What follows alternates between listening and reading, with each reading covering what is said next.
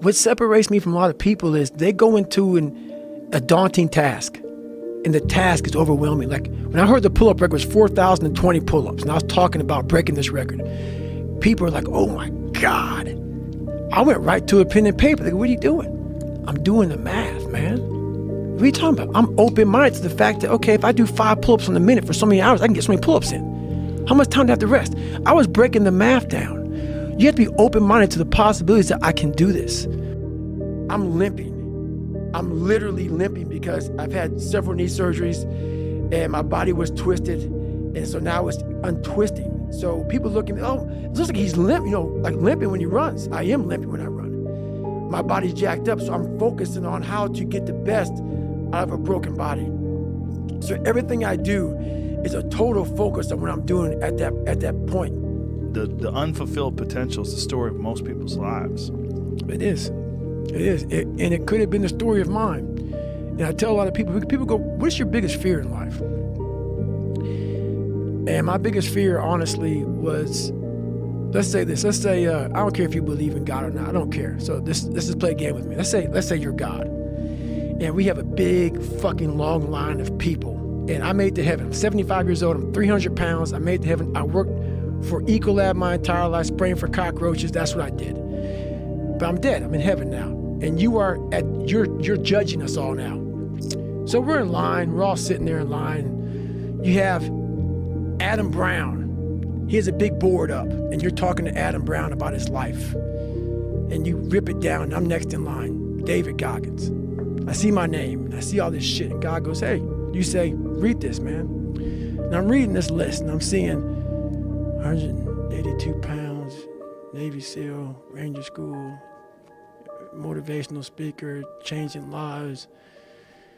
Okay, man, pull-up record, all this shit. And I'm like, that's not me, man. And God looks at me and says, that's who you were supposed to be. And my biggest fear, I visualize some crazy shit. My biggest fear is that one day I'm gonna reach a judgment of my life. Something's gonna judge me for what the fuck I was supposed to be in life. And what I want now is that whoever's judged me up there, I want them to have a board and them up there right now getting their pen out. Because, this person who judges you is supposed to know everything. You're supposed to know from the time you're dead to the time you're, time you're born, time you're dead. I want this person to be up there to be like this, up there writing more about me, saying, fuck, I know you can do that. I know you can do that. So I want to impress whatever the fuck is up there, whatever's going on in life. I want to go up there and not have anything left on the table. I want to drain my soul of every fucking bit of person I am. This guy stopped me at a stoplight. He was like, hey, Goggins, why am I not getting better?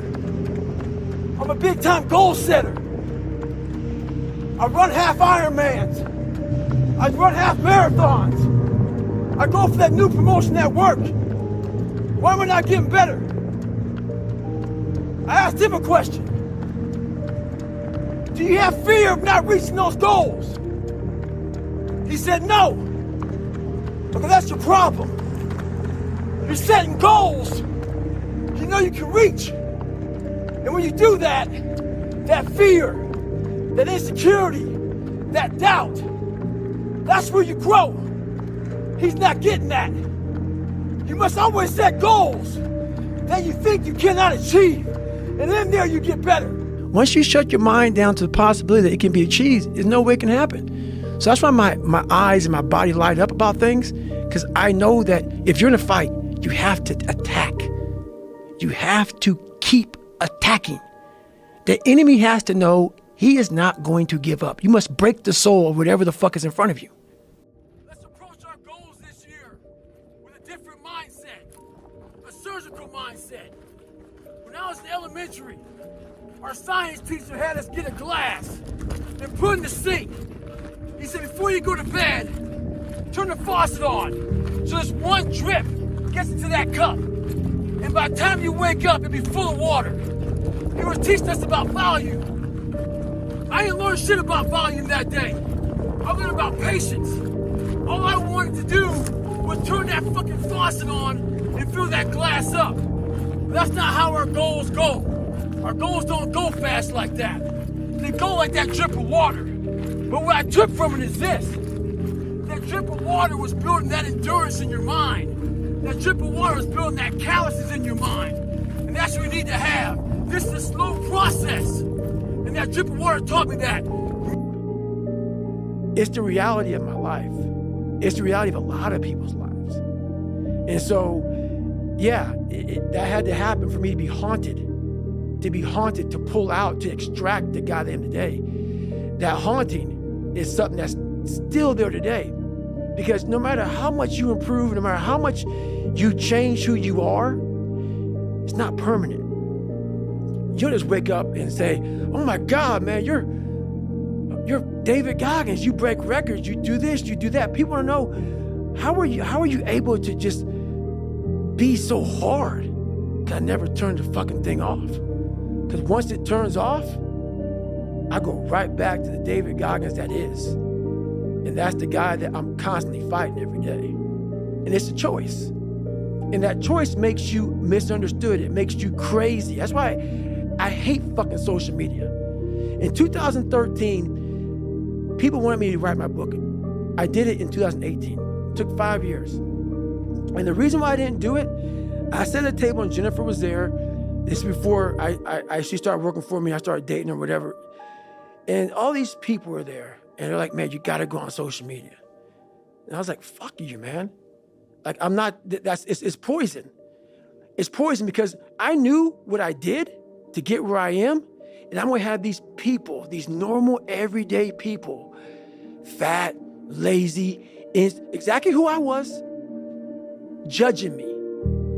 Because I know it, because I was once them. All my hard work, all my dedication, I'm gonna have some normal dude get his little brownie, his little ding-dong, ho-ho Twinkie, sit there with his coffee, picking me apart. And, oh, he must be unhappy. He's just, do you know how hard it is to put these shoes on every damn morning? And I'm gonna have you pick me apart? You're always gonna need the pre-workout. You're always gonna need I don't drink coffee. I don't do none of that.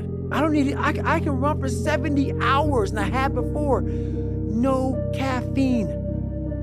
I got all this wonderful shit that I overcame on my own, by myself, in the darkness. That, man, when it's cold, I'm hot. When it's hot, I can feed myself all the time. And that's why when people say, man, why aren't you missing anything? I can't explain it to you, man. Can't explain it to you. You'll never understand. That's why I don't do all these podcasts, dude. I love you, man. That's why my first book, you did a blur for me. That's why I'm here. I love what you're doing for people, man, but I can't explain this. I can't explain this because people don't want to do this. A lot of us out here are pushing real hard, but we're afraid to go to that dark side. In your mind, when you push real hard, you have this door in your mind. And a lot of us don't want to open that door. Once you open that door, you're in a tunnel. It's a dark-ass tunnel. And you can't see shit. But there's one thing about being in dark places.